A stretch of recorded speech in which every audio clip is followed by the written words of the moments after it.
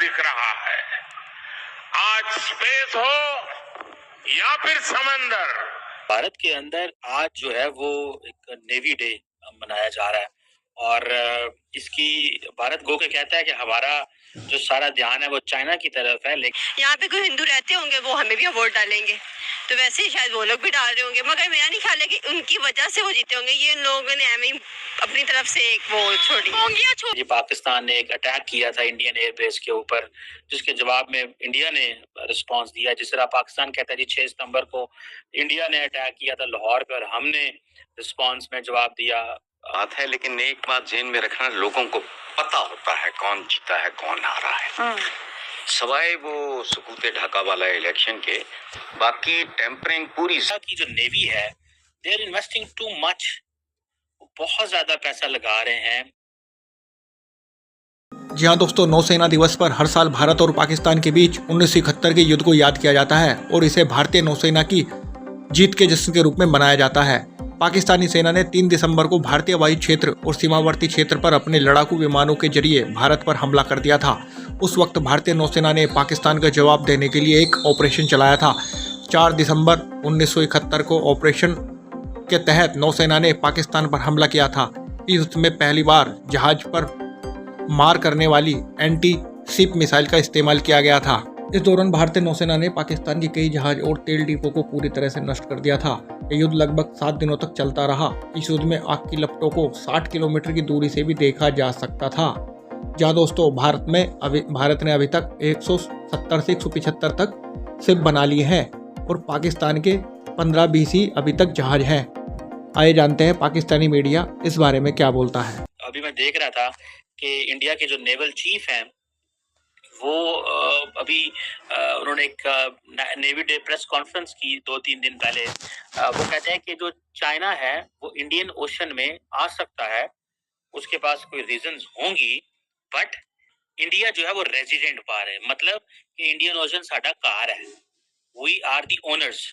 ठीक है जनाब, this is what they are saying. And और उनका जो मेन फोकस है आप इंडियन नेवी का, that is on interoperability with the Americans. This is what they are focusing more. और इस हवाले से जो है वो उन्होंने ये भी कहा कि वो पाकिस्तान और चाइना के दरमियान जो ग्रोइंग कोऑपरेशन है नेवल डोमेन में, उसको भी देख रहे हैं। इस पर भी मैं बात करता हूँ, लेकिन इंडिया अपनी कैपेसिटी बहुत बढ़ा रहा है। That's a serious challenge for Pakistan. अब देखें ना, इंडिया तकरीबन 175 वॉरशिप वो कह रहे हैं कि हम 2035 तक 170 से 175 शिप्स बना लेंगे। अभी तक मौजूद उनके पास कोई 67 के करीब 67 शिप्स हैं। ढाका वाला इलेक्शन के, बाकी टेम्परिंग पूरी जिंदगी में हम लोगों का एक अमूमी रवैया है, ये आप बिल्कुल ज़हन में रखना। अच्छा, जहां तक इस बात का ताल्लुक है तो एक बिल्कुल इररेलेवेंट सी थोड़ी सी बात, हम 2035 तक 170 से 175 शिप्स बना लेंगे।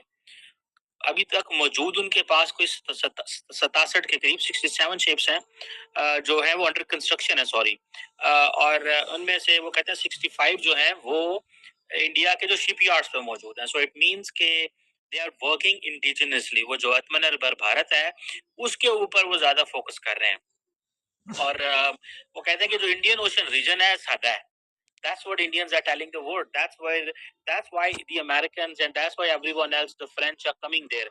बल्कि अभी मैं देख रहा था कि जो फ्रेंच श्रीलंकन प्रेसिडेंट हैं वो COP28 में जो फ्रेंच प्रेसिडेंट मैक्रोन से मिले, तो उन्होंने उनको कहा कि जो फ्रेंच इन्वॉल्वमेंट है इंडियन ओशन रीजन में बढ़नी चाहिए। ठीक है जी, इंडियन ओशन रिम एसोसिएशन के जरिए वो कहते हैं बढ़नी चाहिए। इट मींस कि everyone is asking the great powers to come in the region, particularly in that area. Pakistan क्योंकि ये सारा, हम तो खित्ते में उससे बाहर हैं, लेकिन Pakistan can make it happen, ये कर सकता है पाकिस्तान। मेरी तो बड़ी ख्वाहिश है that we should go into the Indo Pacific. और अब खैर एनी हो, अगर इंडिया 2035 तक 170-75 शिप्स ले आता है तो अब आप ये इमेजिन कर लें with all these aircraft carriers, ठीक है जी, नए डिस्ट्रॉयर्स ले रहे हैं। और तो इट मींस कि आप समझ लें कि they are so much into. और वो कह रहे हैं कि जो ज्यादा शिप्स आएंगी उसमें इंडिजिनस कंपोनेंट्स होंगे। सो कहते हैं 75% इंडिजिनस कंटेंट होगा। When it comes to the indigenous content, Indian indigenous content may not have been used